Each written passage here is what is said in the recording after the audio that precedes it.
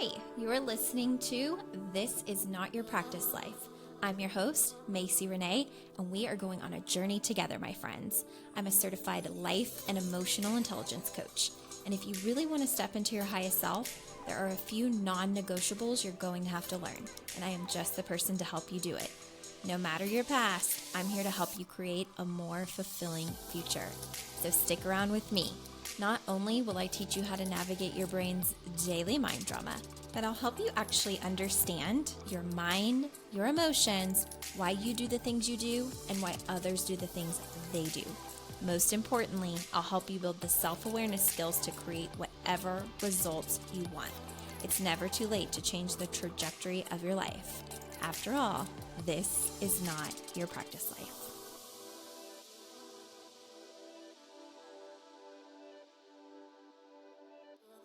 Hey friends, welcome back to another episode of This Is Not Your Practice Life podcast. My name is Macy and I am so excited to have you joining the podcast today. So today we're going to kind of lighten the mood a little bit. A lot of my podcast topics are deep and they make you think of all of your emotions, and sometimes they are episodes that bring about hard realizations and epiphanies and work that you can be doing in your life. And while this is also work that you can be doing in your life, this is geared to be some of the fun, lighter, more gratitude filled work that you have the potential to practice in your life. And it's all around romanticizing your life. So if you don't know what romanticizing your life is, it's really a mindset shift. It's slowing down to appreciate all of the things that are around you. I want to focus on joy because our world is filled with so much negativity. I mean, we are living in a time where we get immediate access to news, to events, to tragedies, to the hardships that are happening all around the world 24/7. It's at the tips of our fingers. If we have a digital device, a smartphone, a computer, anything that, is technology based is geared to fill us with so much information. And it's a catch 22. While there are wonderful resources out there in the world, things like podcasts and audiobooks and YouTube clips and TED Talks and all of the things that we can really get a lot from, there's even more things in the world that really have the capacity to drain our energy and to pull us out of loving all areas of our life or feeling joyful more than we feel bogged down by all of the information we're consuming. The human brain was never meant to be consuming so much negativity all the time. I think of simply like the millennials. I am a millennial myself, and I just think about the time where we grew up. We had, I think they call us like the last generation that got the best of both worlds, where we grew up in the 90s, maybe the late 80s, and we didn't have all the technology. So we really got to see the world as what it was before technology infiltrated our entire lives and before we had a device 24/7. I still remember my grandma who raised me getting her very first phone, and it was one of those simple like Nokia phones that were the only game on it that I could play was Snake, and you did prepaid minutes. And I remember when she got her first plan where you could do free calls after 9 p.m. So, I grew up when there were still CDs and disc changers, and where I had VHS tapes and you had to use a rewinder in order to rewind VHS movies. And if you're younger than that, you may not know anything that I'm talking about. I remember the phones that, I don't know if they're called rotary phones or whatever, where you had to, just a different time. And then here we go in, the early 2000s. And I think it was maybe 2005, 2006, where I got my first official cell phone. And ever since then, everything's just been fast. And then we have all the world events, 9/11 and school shootings and just constant, just not only consuming, but bad news, bogged down news, COVID, like all of these things that one's brain is just not meant to know everything about everybody all around the world all the time. There are certain aspects where it can be great to stay informed. And then there's other times where it just becomes too much for one person's capacity and it becomes very heavy. And so I wanted to do an episode to help you reconnect to gratitude and to joy and to slow you down. And that really is romanticizing your life and knowing how to do that, because even if you're in a hard season right now, learning how to slow down and romanticize your life is finding the good in the now, because one day this may be a season you want to reflect on and you don't want to have the memory of all of it, going to hell in a handbasket or all of it being terrible, because there really is good if you're looking for it. If you're not looking for it, you'll miss it. And it's really easy for our brain to focus on what it doesn't like and the negatives. That's how our brain was designed. So I want you to really learn how to romanticize your life so that you can enjoy it. You can bring back joy. So no matter what this season looks like, whether it's already joyful or whether you're really struggling, romanticizing your life can help a lot. And here are just some of the ways you can do it. Now, first and foremost, obviously, there are a plethora of resources online to look at different ways to romanticize your life, but I'll share some of mine that I really love and that I like to slow down and pay attention to. And I'll especially tell you how I do this in times and seasons where, maybe I'm feeling a little meh or blah or bogged down. So one of the things I love to do to romanticize my life is and maybe it's the Libra in me, I don't know, but I really like to make things pretty. So when I am looking around in my home, making things pretty can be something like how I set something up on one of our end tables, or lighting a candle, getting a beautiful bouquet of flowers, nurturing those flowers, actually trying to keep them alive in a vase or vase. Just making my environment feel really good. It could be a throw blanket. It could be just artwork that makes me excited to walk into the room or that means something to me. It could be pictures of my family and little picture frames. And none of it has to be expensive. Romanticizing your life isn't always a monetary thing.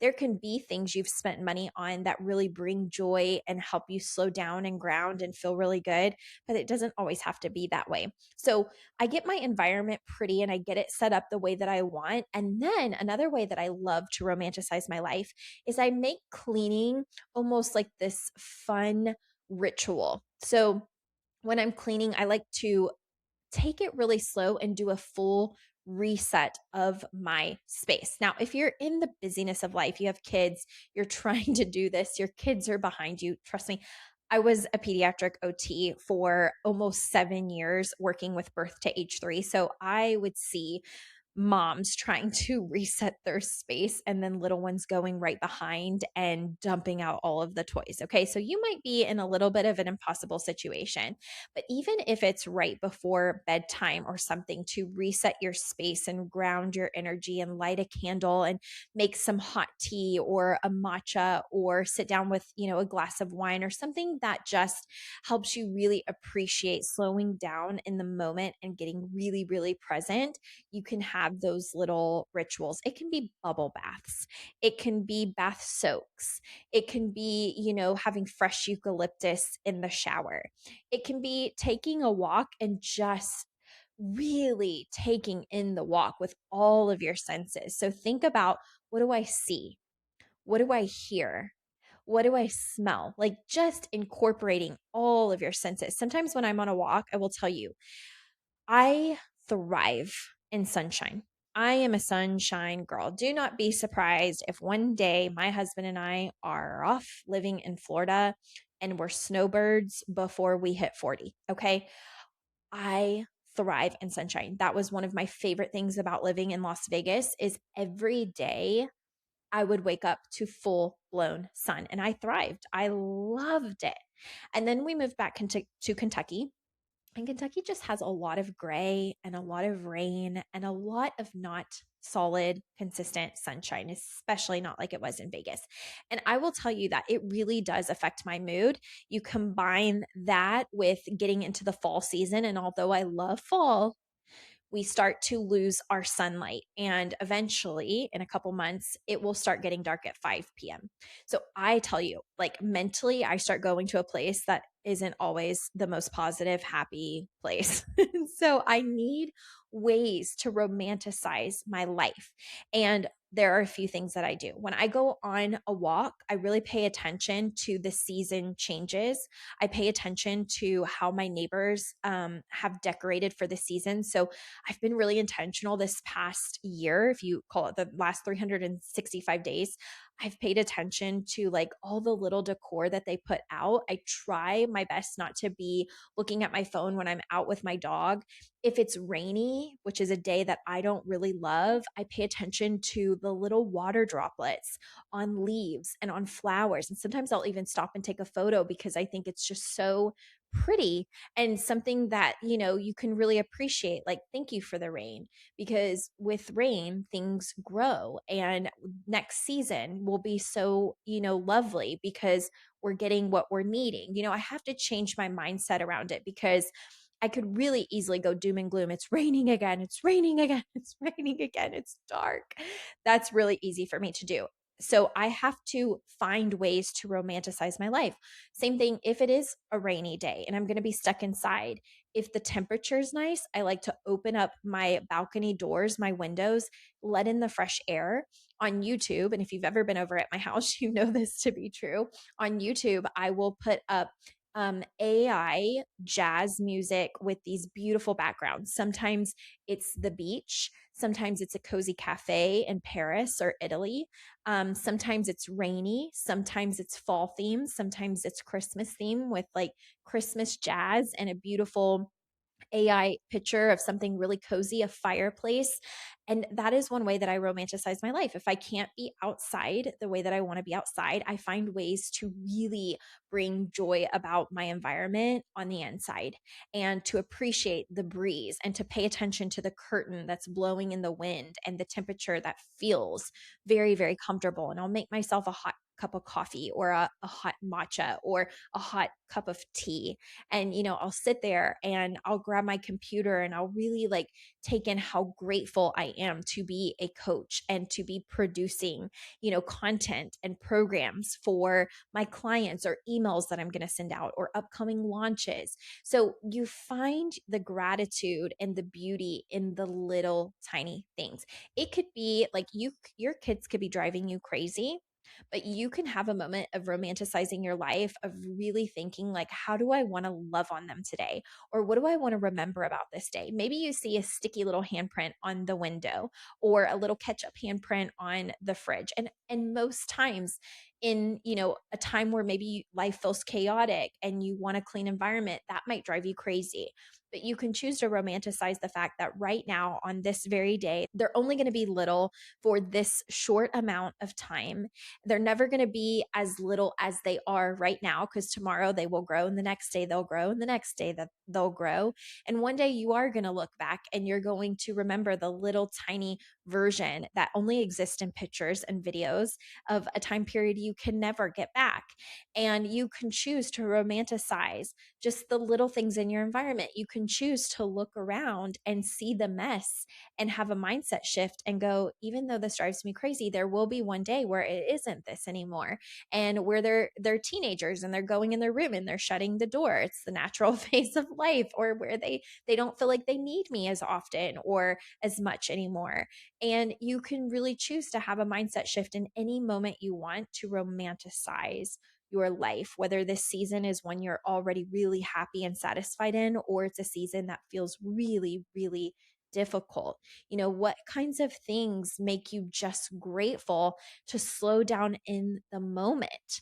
I'm trying to think of anything else that I love to do to romanticize my life. I love bubble baths, and I know my sisters, they love like bath bombs. I've watched people have all different types of things. It could be maybe a hobby, romanticizing being able to crochet or knit or do pottery or paint or anything like that, that you create this beautiful slowing down and you really use all of your senses to be present in the moment and make your life this beautiful masterpiece, because you're the artist, you're the person curating and crafting your life. And We can't control all the other people in our life. You know this from listening to my podcast, but you can control you, and you get to control how your life feels. And a lot of that is based on your mindset around it and how you're looking at it, and also your ability to emotionally regulate and the actions that you choose to partake in or not partake in. That all creates the result that you're living in your life. Okay. So, no matter what your circumstances are, you can really slow down, look around, and be like, wow, this is really truly amazing. Like, I can tell you right now, I'm doing this podcast, but outside I just vacuumed, and in my vacuum I also put like a special scented oil, so it smells up the house, and I've got a few candles burning, and I've got my little YouTube background music on out in the living room. And if it were a little cooler, I would open up the windows, and you can journal, you can just close your eyes and just go through a mental list of everything you're grateful for. You can really scan your body and be so grateful. You feel good today, you're healthy today, you can walk today. You were able to get up and get ready, you can go run errands. I love romanticizing even my trips to the grocery store. For some people, going to the grocery store is real torture. You can romanticize ordering Instacart and be so grateful someone else is willing to go out and do that for you. And when the groceries get delivered, you stop and take it all in of how grateful that you got to stay at your house and do what you wanted to do, or what you needed to do, or take care of your responsibilities, and it wasn't an extra task other than putting each thing in the cart online for someone to go get. You can romanticize that.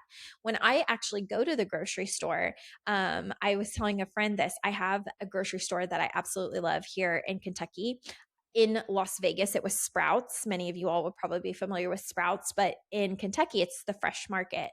And there's a smell to it. It smells like holistic and like a health food store.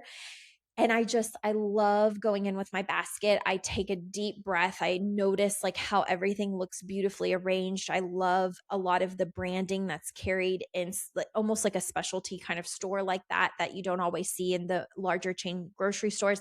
I do my best to romanticize all parts of my life as much as I can. When I'm on a dinner date with a friend or my husband, like I'm trying to capture those moments and those memories and how special they are, because time is fleeting and because this is not our practice life. So you really do get to choose how you bring this level of joy into the mundane, the fast paced, the sometimes surrounded by negativity world that we're living in. You get to choose to romanticize the life that you're living right now. And actually, when you start doing that and you have gratitude for now, you open up your availability to receive more. And maybe I'll do an episode on that. Like a lot of times we ask for more, we ask for different, but we're not appreciating the now. And we are energetic human beings. Those like when we are ungrateful, even for where we're at, we don't tell the universe energetically that we are actually available for more if we're complaining about where we are. That goes with money, that goes with things, that goes with the life that you want to be more expansive. If you can't have gratitude for where you are and find ways to romanticize where you are currently, you're probably never going to teach energetically that you are a recipient for more, because you have to be able to really work with what you've got. And so maybe that will be another episode, because that's a whole different can of worms I can open. But I hope that this episode really helps you romanticize more of your life. You deserve it. Life is too short. This is not your practice life. The world is surrounded by so much all the time. So find the joy. Notice the little things. Like, do you remember when we were little and it would rain and you'd be in the back seat of the car with your parents, and some of the games you might play, watching the raindrops go down the windows and collect to see like which raindrop was going to win? I know that there's going to be some people, and like even moments like that, just taking a mental snapshot of memories of the smells of the music playing on the radio, that dance in the kitchen with your loved one, like go dance with your kids, go run in the rain, go play, go karaoke, go have fun, romanticize the hell out of your life, because you only get one. So go do that. Okay. I'm not going to beat it like a dead horse, but do try to incorporate more joy in your life, especially because if you're here for the long haul on this podcast, you're doing a lot of freaking work and a lot of it can feel really hard. So also remember to do the good, fulfilling, wholesome, fun, joyful work. Okay. All right. Bye, friends. I'll see you next time. Hey there. Thank you so much for joining me on today's episode of This Is Not Your Practice Life podcast. If you'd like to connect on social media, you can find me on both Instagram and Facebook at Macy Renee Coaching. And if you want to stay up to date on all of my offers, announcements, and inspirational emails, you can join my email list at macyrenee.com. In addition, if there's a way that I can further support you in your coaching journey, you can schedule a free 60-minute consult at macyrenee.com anytime you want so we can discuss the best options for you. I look forward to seeing you next week, and I hope you have an amazing day. Bye.